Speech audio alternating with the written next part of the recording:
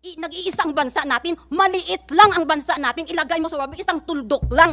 How come na yung mga tao na inilagay natin sa kapangyarihan, they cannot handle the power properly given into their hands?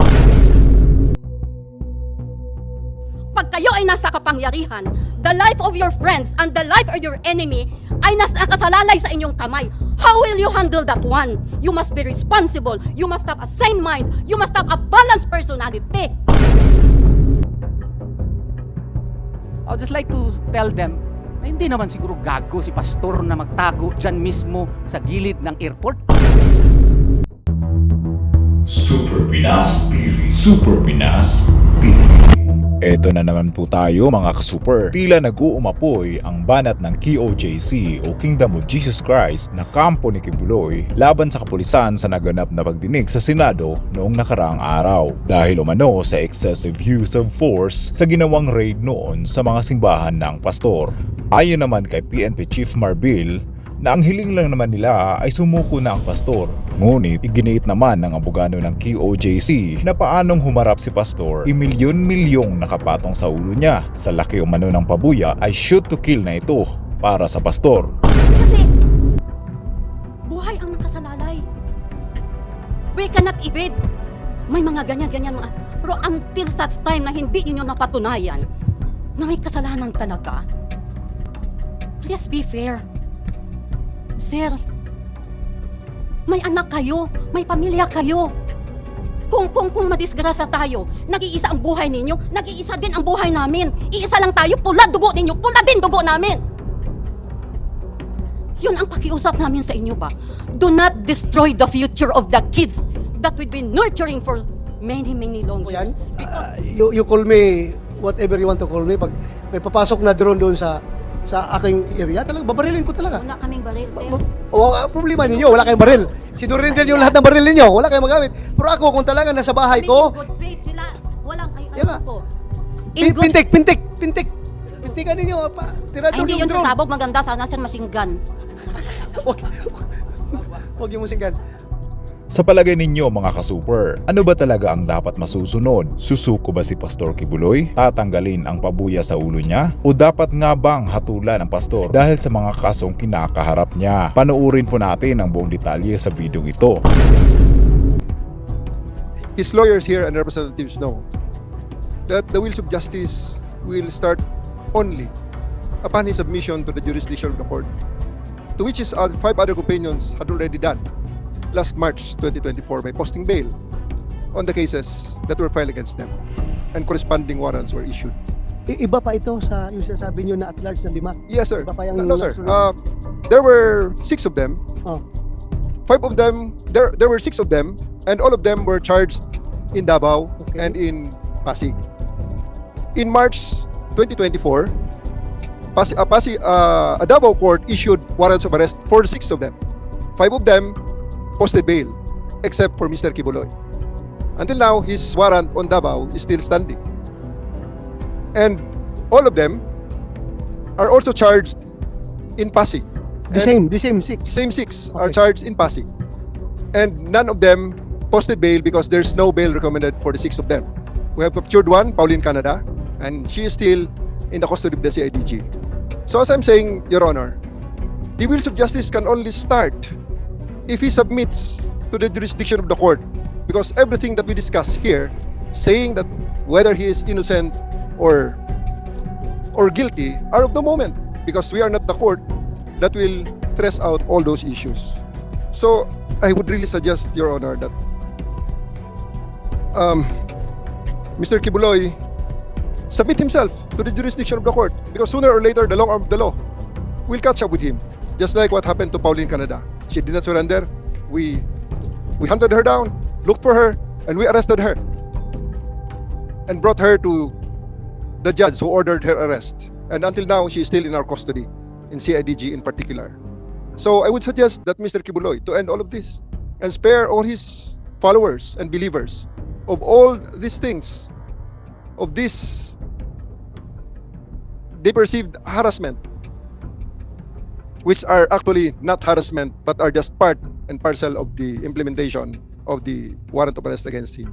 So I would suggest, Mr. Chair, if it's possible to call for Mr. Kibuloy to surrender to the jurisdiction of the court of Pasig Regional Trial Court, because until then he's just a fugitive of the law, fleeing, hiding behind his members and followers, and whom we in Region 11 will continue to pursue and look for him, to arrest him and bring him to the jurisdiction of the court, whether he like it or not. We don't like this, but this is ordered by the court, and it is our duty, Mr. Chair.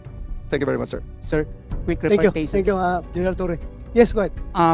I would just like to comment, Your Honor, concerning these opinions of two generals already, which I think need to be properly corrected, Your Honor. If a person has a warrant of arrest, Your Honor, the subject of the warrant of arrest has two options. Either he submits himself to the jurisdiction of the court, or he questions the finding of probable cause, Your Honor, which Senator Lacson did. Okay? And if the DOJ would not side with him, he can go on certiorari to the Court of Appeals without ever surrendering. Santiago case would prove that. So, a person, even if he has a warrant of arrest, can choose to exhaust all of his remedies, Your Honor, such as but not limited to questioning the finding of probable cause. So I do hope General Torre would disabuse his mind that the only option of a person who has a warrant of arrest is to surrender, Your Honor, because he has a right, Your Honor, to insist that there is no probable cause, especially in this case, that the cases were dismissed already by the city prosecution's office, Your Honor, a long time ago. And the complainant in this case filed a petition for review 4 years ago, Your Honor, and this was not acted upon by the Department of Justice, and this was only acted upon when it became fashionable to attack Pastor Apollo Sikibuloy, when there was already a Senate investigation being instigated by Senator Hontiveros. All of a sudden, voila, there is already a resolution on the petition for review. We did not file it, it was the complainant. We filed a motion for reconsideration, Your Honor, a long time ago. Until now, there is no resolution as to it. And then a few days thereafter, that there was a resolution, we have a warrant of arrest. So as a lawyer, Your Honor, I filed motions, Your Honor, so that the warrant of arrest as well as the information can be invalidated by the court. That is a remedy provided for by the rules of court. So therefore, General Torre cannot dictate upon Pastor Apollo Sikibuloy by questioning the finding of probable cause. If these were available to those persons, why not to Pastor Apollo Sikibuloy? They are always describing my client as a fugitive. What is your legal basis? The last basis, Your Honor, is Republic Act 11983, passed only on March 11 of 2024. What is the definition, legal definition of a fugitive under the present dispensation, Your Honor?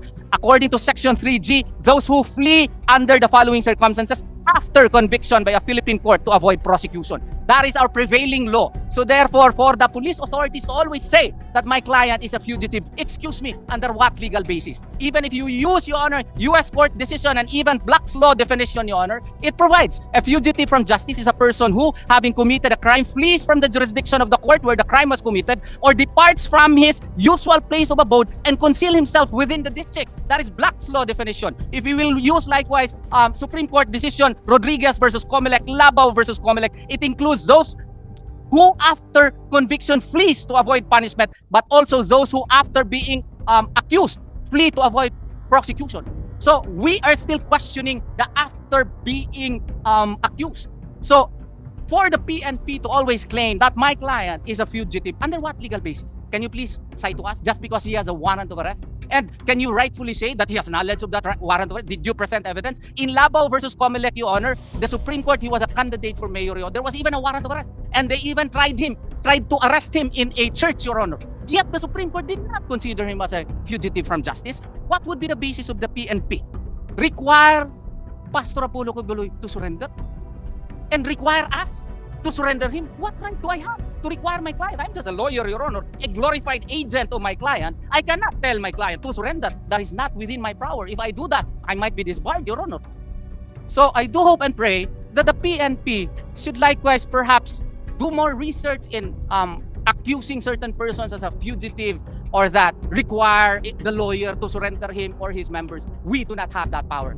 An accused has the right to also insist to avail all of his remedies provided for under the rules of court. And Pastor Apollo Sikibuloy is precisely doing that. Thank you. We get your point loud and clear, Attorney.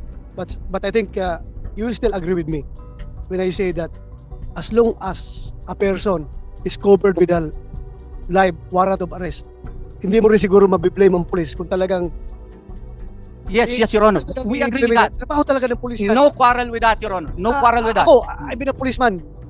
Magka-problema ako kung hindi ko implement yung warrant of arrest na yan. So sana, along that line din, tingnan rin nyo yung pulis na trabaho nila yan.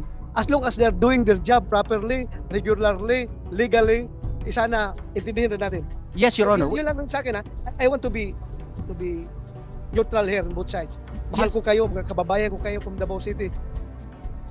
Itong pulis rin, alam ko rin yung sitwasyon nila pagdating sa ganyan trabaho. Dahil dumaan ako dyan yung hirap na hirap ka. You are under orders, merong warrant talaga, isi-serve mo, kahit kaibigan mo, wala kang magawa. Kahit kapatid mo yan, kahit tatay mo yan, kung may warrant, you have to serve that talaga.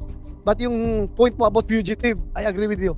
Alam ko, you've got the points. Alam kong tama yung sinabi mo. Yes, Your Honor.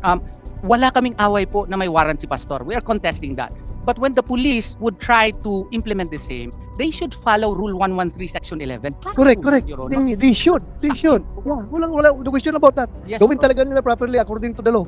Yes, Your Honor. Yun lang po ang sa amin. Na yung rules of procedure, rules of engagement should be strictly followed sana. Yun lang po ang hiling po namin na hindi naman po ginagawa. Okay.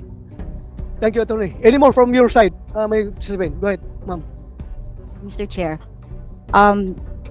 si Pauline Canada nakuha nila after naglabas ng bounty si DILG Abalos. At ang nakapatong sa ulo ni Pastor is 10 million. Higit pa sa mga heinous crime na yung mga kriminal dito sa bansa. Yung mga nag-murder ng ilang tao, tag 1.3 million ang nasa ulo, pero kay Pastor 10 million. At sinabi pa ni DILG Secretary na yung funds galing sa mga private nila na kaibigan. So, on the part of KOJC, hindi nga nila nakuha si Pastor, hindi nga sinasabi nga surrender si Pastor, naglabas ng bounty. Tapos galing sa mga private citizen, private na mga tao, mga businessman, hindi namin alam kung may mga galit din ba sila kay Pastor. Kasi kapag naglagay ka na ng bounty na 10 million, higit pa sa pinakamasamang kriminal dito sa Pilipinas, that is tantamount already to shoot to kill. Kasi may bounty na sa ulo. Tapos yung lahat ng mga akusado na kasama ni Pastor, tagwa 1 million. Pwede bang malaman namin, maimbestigahan din ito kung sino-sino itong mga tao at tama ba yon? Nasa batas ba yon na yung public servant o public office kagaya ni DILG Secretary Abalos ay tatanggap ng pera na ganun ang halaga na 10 million para ipatong para hanapin si Pastor? Kunyari daw kasi gusto rin nila na mahuli si Pastor. So sino-sino itong mga private person? Pwede ba malaman din ng KOJC side? At saka isa pa, hindi lang natapos doon sa magpatong sila ng bounty na 10 million na si Pastor na ang pinakamasamang kriminal dito sa Pilipinas. Nag-post pa sila ng mga wanted na posters, mga tarpaulin sa city. Utos daw yon ni General Torre. Kasi nga ilagay yung mga mukha nila. Pero bakit yung mga nakakumit na mga heinous crime, mga terorista, nakatakip at nakablur yung mga mukha? Bakit yung mga KOJC na mga si Pastor, KOJC administrators, hindi? Di ba human rights violation yon? Tapos, eto pa. Si General Torre, nandito naman nakikinig, sir ha. Siya ang nag-utos na maglagay ng wanted sa tapat ng aming compound. Harap mismo ng KJC compound. Kasi nandun kami nakabantay. Di ba blatant abuse yan ng religious feelings namin. Biro mo si Pastor, lagyan nila ng wanted sa tapat namin, doon ipapaskil. Pagkatapos, nagsinungaling pa siya. Kasi nung nahuli nila sa Pauline Canada, tinawagan namin sa Attorney Torion, nandito naman si Attorney, siguro siya rin na makapagkwento, para malantad na lang lahat. Sinabi niya, wala siya doon at wala si Pauline. Hindi nila nahuli. Si Pauline Canada, wala sa kanila. Buti na lang, merong nakakuha ng video. Kaya sinad namin kay attorney, hindi attorney nakuha nila kasi may video tayo. Pero, lantaran sinabi ni General Torre na wala si Pauline Canada doon sa kanilang kustodiya. Sinabi, I would like to ask Attorney Torion na mailabas yun, attorney, yung nangyari doon. Kay Pauline Canada, yung sinasabi lang nahuli, na fugitive ko na hindi. Nasa bahay si Pauline that time. Pero after noon, na naglagay na ng patong na 10 million pesos kay Pastor, at 1 million sa bawat isa sa kanila. Well, as to that, Your Honor, go ahead. when I heard about the news that Pauline Canada was already arrested, the first action that I did was to text the good General Torre, Your Honor, in his number, which he used in also contacting me, Your Honor, 0917-549-3972. He used You this- need that yes, Your Honor. Okay. cite the cellphone number. Yes, Your Honor. This was the same number that he used when he texted me on June 24 at 3:53 p.m. His text message is still here, Your Honor. I would not read what is inside in the particular text message. But on July 11, on the date that Ma'am Pauline Canada was arrested, I texted him at 2:50 p.m., Your Honor, 2 text messages inquiring as to where can I visit Ma'am Pauline Canada. I likewise called him twice, but there was no answer. And then at 4:25 p.m., I texted him. Meron kasi video na dadakip talaga siya na napasa sa amin. So kaya nagtanong ako paano ako makausap siya. And then there was likewise no reply. What I did was I went to the PNP regional office myself, Your Honor. And I was entertained by a lady staff of who claimed that she is the secretary, policewoman, Your Honor, of General Torre. I was made to wait in the waiting area on the left side, on the left side. And according to the policewoman, Your Honor, that General Torre was not there and that they do not have any knowledge in so far as Pauline Canada is concerned. Hindi daw nila alam. So sabi ko may video kasi na napakita, hindi rin daw niya alam. So nagpa-picture na lang ako doon sa harap ng kanilang office po to prove that I was there. And then I had one of my associates write a letter po, Your Honor, and had it officially received by PNP RO11 po at around 6 o'clock in the evening already or 5 in the evening, Your Honor. And it was received, Your Honor. And still at that time, there was no news as to where Pauline Canada was until I decided, Your Honor, to request SMNI to have an interview, Your Honor, so that it will be known that we already have knowledge and that we are looking for Pauline Canada as to her whereabouts. And it was beamed live on TV. And at that time, according to Ma'am Pauline Canada, when I was able to talk to her the next day in Camp Crame, she was already in Manila. And at that time, when I was in the regional police office, she was only a few meters away from the office, main office of General Torre, being interrogated, Your Honor, without legal counsel by certain police personnel, including General Torre. That is the statement of Pauline Canada. And when they arrived already in Manila, the first thing that they did, Your Honor, when they were in the vehicle, was to turn on the radio, Your Honor, and they heard me talking on TV, Your Honor, that we are calling on the police to please inform us as to where Pauline Canada, because we have videos to show that she was in fact arrested, and I invoke the right of a client, Your Honor, to be entitled to a assistance by legal counsel at all times. That's the requirement of the law, at all times. So at that time, ang sabi daw ni General Torre sa kanya, kinidnap pa kita, hindi kita kinidnap ha. Yun daw ang sabi po ni General Torre. At saka dumating sila doon sa Camp Crame, hindi namin alam until the next day na po nung nag-press conference sila with Secretary Abalos. Yun po ang aking recollection of the events, Your Honor. We have no question that Pauline Canada should be arrested. Well, there is a pending warrant of arrest. Even if we have a pending motion to quash warrant of arrest that has not yet been favorably acted upon in our favor.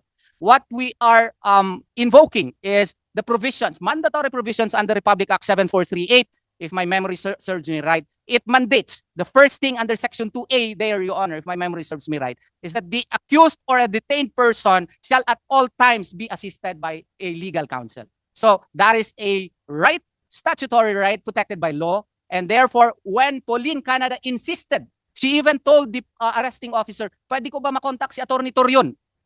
She was not given that privilege, Your Honor.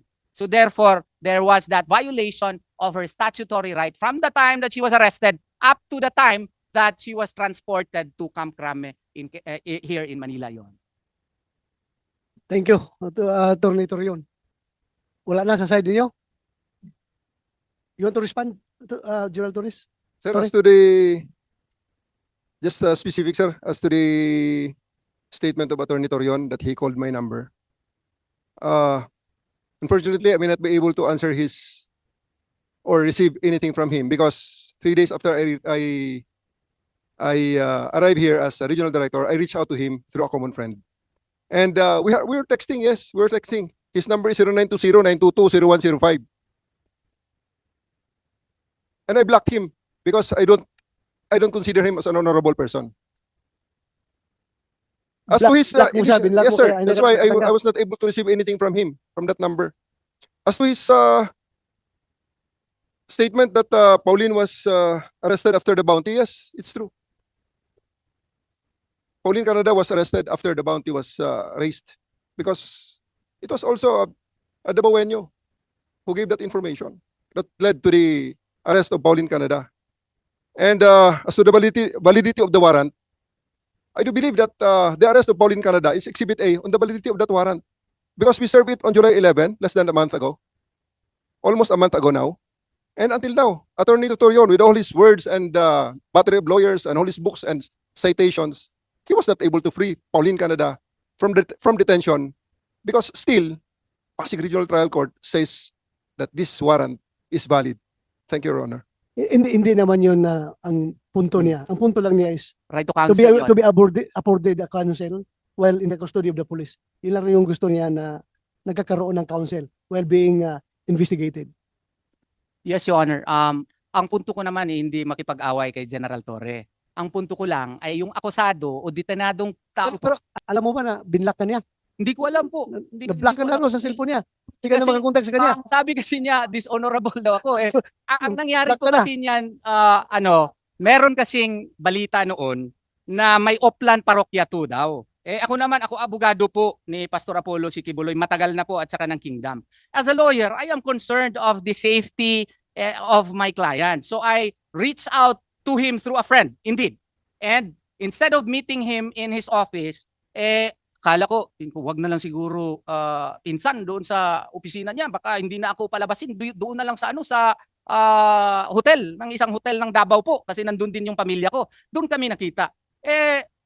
I know he cannot deny it. Doon kasi, tinakot niya ako. Ang sabi niya, kailangan ipasurrender mo si Pastor Kibuloy.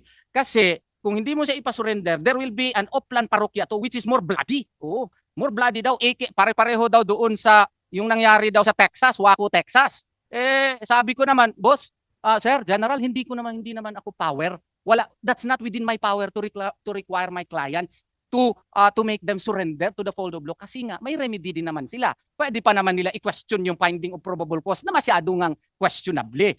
Yun po ang nangyari noon sa amin. Kaya meron kaming text messages po. Oo. So yung pagka-dishonorable ko, first time po ako naka-receive ng ganyang accusation po. But if it is dishonorability in the defense of my client, that's a badge of honor, Your Honor. I will take it. Thank you, Attorney Torion. Anyway, yung usapan naman nyo doon is personal between the two of you, Yes, di ba? Your Honor. Yes, Your Honor. But ako, being a police officer myself, siguro, diskarte na yun ni General Torre na kala niya hindi ka magaling na abogado. Alam ko season na abogado ka na. Diskarte rin niya kasi season na police din ito. Sinaywan ka lang niya na baka mamaya bibigay ka sa kanya. Waco, Texas ang sinasayad sa iyo na example. Baka bibigay ka at kausapin mo si Pastor Kibuloy kung may kunta ka sa kanya na ipasurrender mo. Diskarte niya yun. I just kuha lang yun. Aking opinion. Alam ko po Mr. Chair. yun, Mr. Chair, kasi kaya nga ito kasing mukha ko masyadong bata. Kaya siguro akala niya na lang kahapon na ako Mr. po nag-graduate. Kaya siguro nasabi niya yun. Maalala ko, Yes, sir. Yes, sir. General Torre, maalala ko pa noon nung andun tayo, kasama tayo doon sa nag-serve ng kuwan doon sa Malalag. Malalag, yung mga nag-occupy ng mga banana plantation doon, na puro armed na mga pulahan. Pagpasok namin doon, bakbakan kami doon, nakipagbarilan. Ikaw nasa gilid kita, dapa ka rin ng dapa doon, baka hindi ka tatamaan ng bala, pero grabing gira noon, daming patay noon. Yes, Your Honor. That's how seasoned the lawyer you are. Alam ko. But anyway, General Torre. Mr. Chair, if you will permit me, Mr. Chair, I'm giving authority to Attorney Torion to read our exchange of text messages, sir. Dalawa lang naman yun. He can read it to the plenary and tell what he did to my last text message. Thank you, sir. This committee is not interested in knowing your personal correspondence between the two of you. Sa inyo na lang yan. Hindi ako interesado. But anyway, as much as I respect Attorney Torion as a very good lawyer, alam ko, ikaw, Nick Torre, I also respect you. Kilala kita na magaling ka rin na opisyal.